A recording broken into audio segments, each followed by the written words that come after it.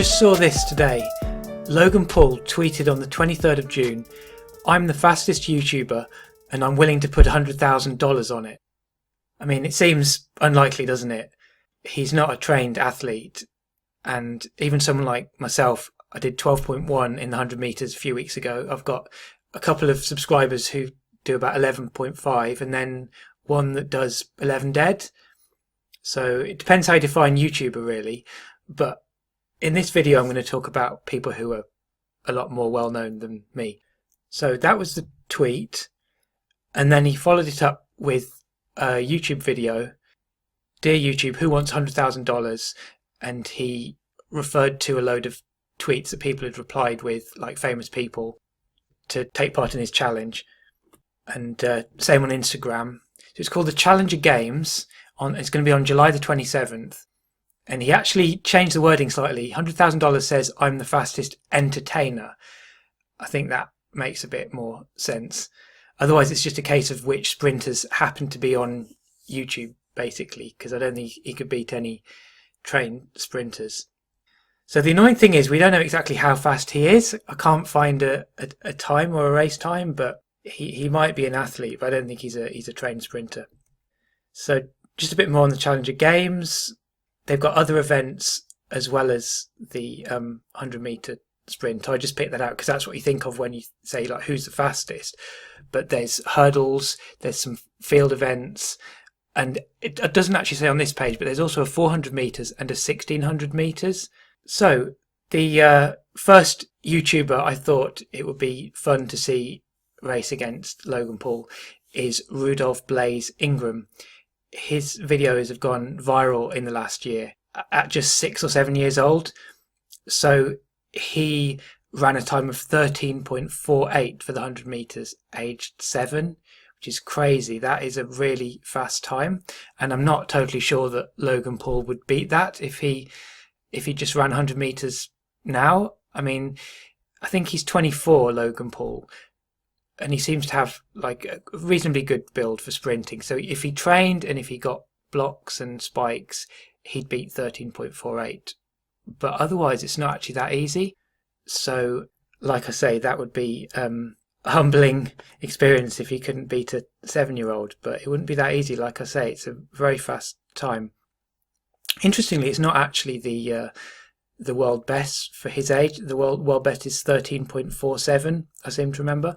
I've done a video about stats by age group. Okay, next one, Farah.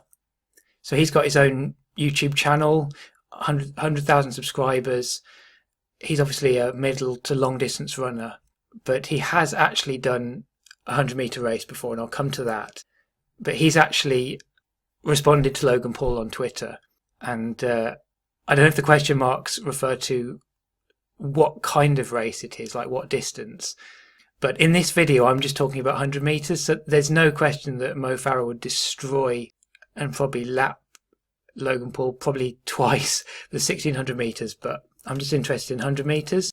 So this image is from an event in 2012 where celebrities in the UK raced 100 meters and other events against each other. So here's Mo. His time for this was nothing special, actually, 12.98. So even though he can run the last lap of a 10,000 meters at a sort of insane pace, like close to 50 seconds, on this day anyway, it didn't translate into 100 meter speed.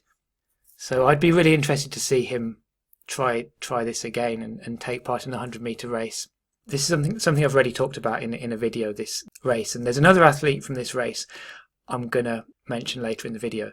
Okay, TBJZL, one of the Sidemen. I started following his athletic story last year because there was a Sidemen race, including KSI, and actually Tobi won the race, and then he started doing videos with Coach Richard, who's an ex-British athlete who's become a YouTuber. I'm not quite sure whether Tobi's improved all that much, but anyway, this is a video that was trending today, which is how I actually found out about the challenge. So he's responding to Logan Paul and I think he's fairly confident he'd do well against him, but he's obviously being cautious because he doesn't know Logan's actual speed or ability. So yeah, here's the race, the Sidemen race. You can see Toby was well ahead of KSI and the other guys. And as Toby said, he wasn't even wearing spikes, and he hadn't had much training at that point. And his time was 12.50, so that's a decent time. Again, he's in his 20s, I think mid-20s, mid-late 20s, I'm not sure, but Logan Paul is 24, so similar sort of age. Ethan isn't really Ethan. It was actually Adam Jamili, top British athlete, putting a mask over his face. So Toby was the fastest of the Sidemen. JJ is KSI, so 13.24. I mean, he should join in as well. I mean, they've already had their boxing match, and so be interesting to see sprinting as well. But it's Toby who's, well, I don't know if KSI's responded, but it's Toby who's gone viral with his response. And then Ryan Trahan, I've been following him for a while. When his channel was a lot smaller, he was focused on cross-country running, like longer distance running, and then his channel just completely blew up because he decided to become a YouTuber and just make content to appeal to a lot more people. So he does some pretty entertaining videos, and there's one in particular where he actually linked up with Nick Symmonds, who is an ex 800 meter world class athlete. So here we are, Nick Symmonds versus Ryan Trahan.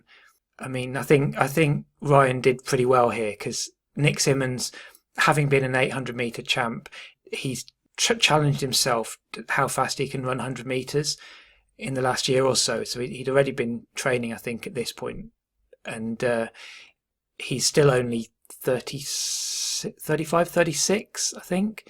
So they did this race. I think there was a pretty decent tailwind behind them. So here's the results. So just to take Ryan Trahan first, he got 12.19. That's a really fast time.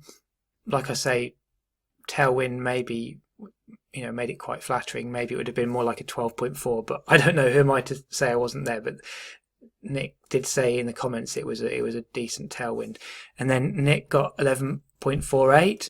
But as we'll see, very, very recently, in the last few days, he did an actual race, like an official race, and he got 11.71, having done more training. So I think it's fair enough to say that the actual times should have been more like 11.7 and 12.4 for that race I just showed you. So Nick Symmonds, again, I think he responded to Logan Paul, but I would class him as a specialized sprinter at this point, who also happens to be a YouTuber rather than the other way around. You could say that about Rudolph Ingram, but I just thought because he's a kid, I think that just makes it an interesting story anyway. Okay, the last one. It's a bit of a wild card here. Anthony Joshua has his own channel, massive celebrity, and he's also a very useful sprinter because he's the other athlete from that race from 2012 that I talked about. He actually won that celebrity race. So here he is. So you can see Anthony Joshua in the lead, just ahead of Grabars. Somebody Grabars. You can see Mo Farah to the right. So he's quite a long way behind.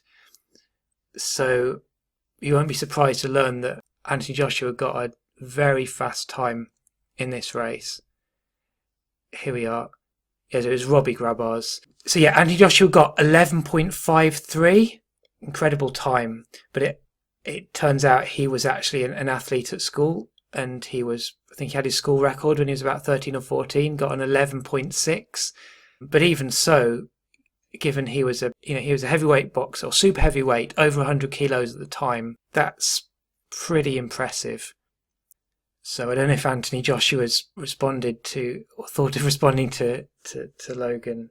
Probably not, but I'd certainly be interested to see him race, and if he's still got this impressive speed.